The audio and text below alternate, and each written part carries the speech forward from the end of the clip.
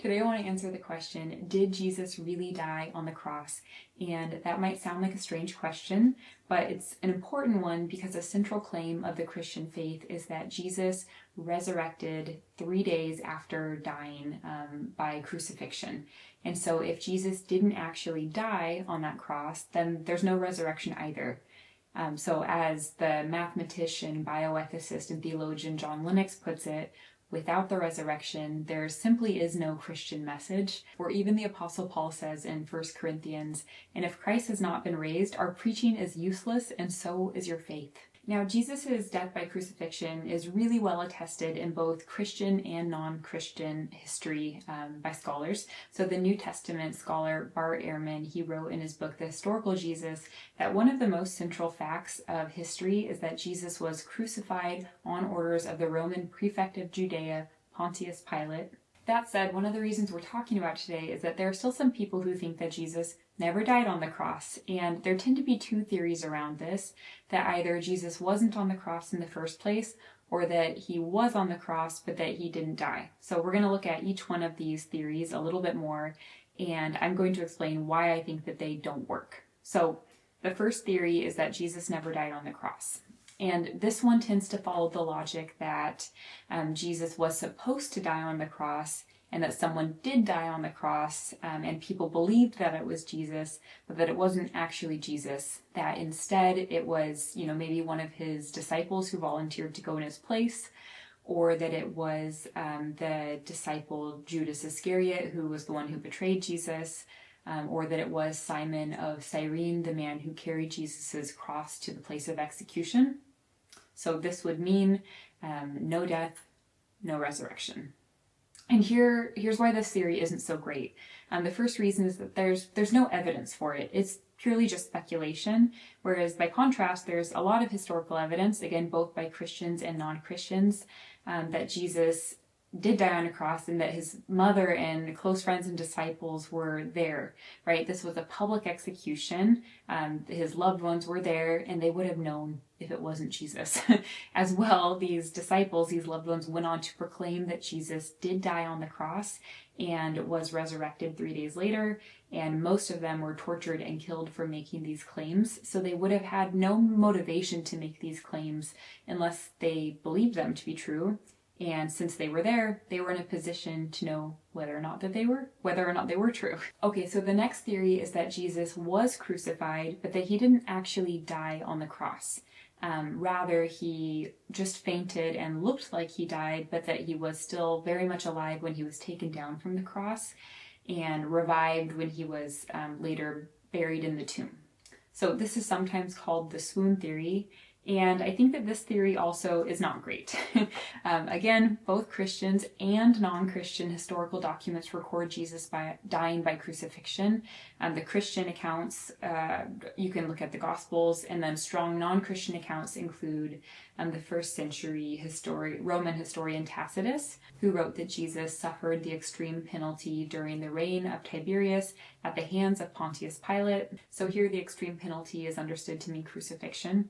And then there's also the first century Jewish historian Josephus, Flavius Josephus, who wrote that Jesus was condemned to the cross by Pilate. And then as well, there's also a reference from a first century Syrian philosopher named Mara bar Serapion, who wrote about the execution of a wise king, which many scholars believe refers to Jesus. Okay, so with all that in mind, I think it's helpful to consider what Jesus's crucifixion entailed.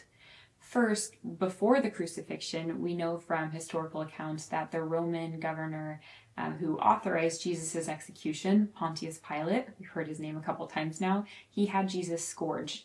And this meant that someone whipped Jesus with a multi-thronged whip, where at the ends of it were embedded with sharp pieces of metal or bone, and this metal or bone would have torn open Jesus' skin each time he was whipped, causing deep wounds, heavy bleeding, intense pain, and in some cases victims of these scourgings would die from these beatings alone. So that's the state that Jesus is in when he's crucified.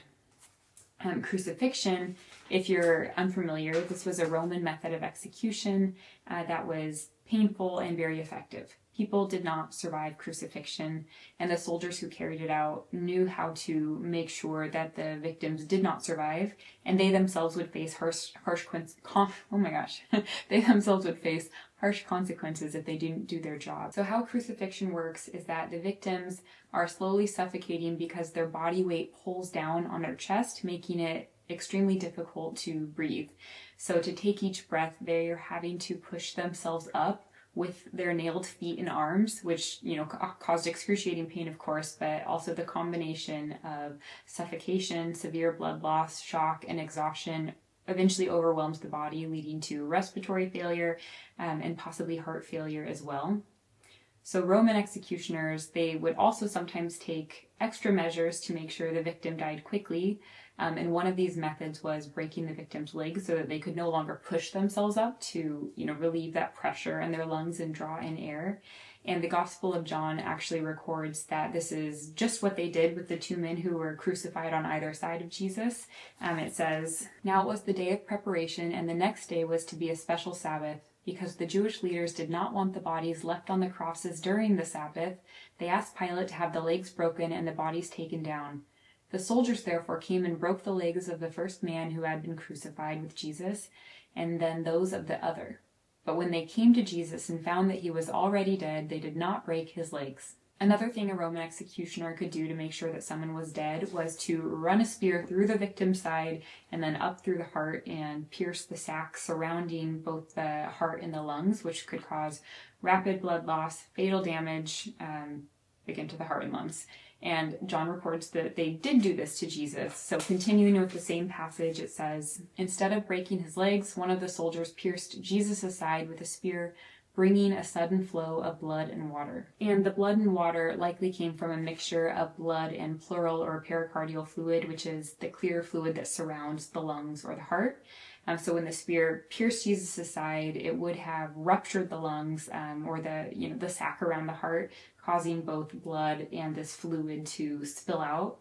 And this detail actually supports that Jesus had truly died, since this fluid typically accumulates after death when the heart and lungs stop functioning. There was an article published in 1986 by the Journal of the American Medical Association. It was called something like on the physical death of Jesus Christ, and it explains that medically Jesus would have certainly died from the crucifixion alone, without even considering the additional trauma he experienced from the scourging or from the piercing of his side by the spear.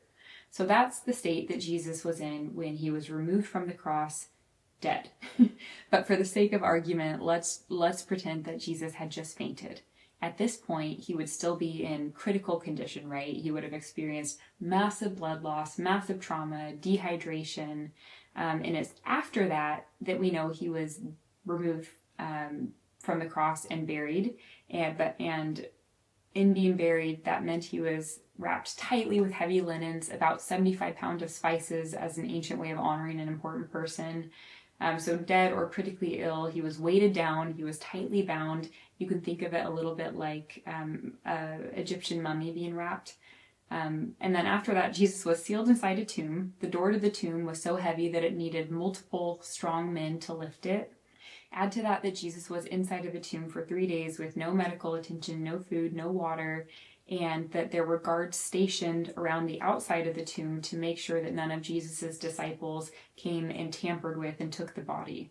So it's in this state, scourged, crucified, spear driven through the chest, piercing his heart and lungs, blood loss, dehydration, wrapped tightly and sealed in that tomb, that Jesus would have had to survive, and not just survive, but also get himself out of those heavy linens, out of the tomb, sealed by the stone so heavy that multiple healthy men needed to lift it, then sneak past the guards and appear to his disciples in such a way that it convinced the disciples that he had not just survived, but was triumphant over death, and so much so that they started to worship him as God. And then, were willing to risk their lives for those beliefs. So not only does that theory go against history and medical reason, it goes against all reason. So my hot take is that based on the evidence and outcomes, the most probable theory of all is that Jesus really did die on the cross, and we're going to spend the next couple of weeks talking about whether or not he resurrected 3 days later. So if you would like to follow along with those videos, you are welcome to hit the subscribe button just below this video. And then in the meantime, in the comments, I would love to know, what are your thoughts on the historical evidence around Jesus' death? And have you ever encountered doubts or different viewpoints about Jesus' death and resurrection, and maybe how you've addressed them? Of course, if you have questions about this topic or Christianity in general, you're also very welcome to put those in the comments, and I'll try to respond there or in a future video. Otherwise, just thank you so much for being here. I appreciate you. Bye.